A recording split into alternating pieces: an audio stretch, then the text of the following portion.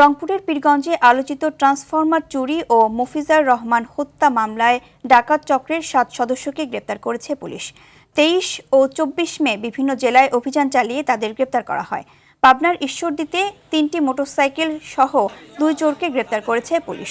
দিনাজপুরের হিলিতে 2000 piece নেশাজাতীয় injection সহ 2 মাদক কারবারিকে আটক করেছে পুলিশ।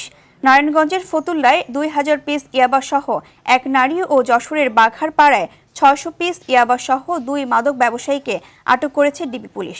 নোয়াখালী হাতিয়ায় অস্ত্রসহ বাবুল নামে এক সন্ত্রাসীকে আটক করেছে কোস্টগার্ড।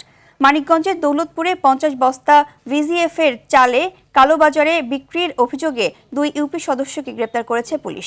পাবনার ঈশ্বরদীতে 4 বছরের এক শিশুকে শ্লীলতাহানির অভিযোগে রাহাত প্রামাণিক নামে এক ব্যক্তিকে গ্রেপ্তার করেছে পুলিশ।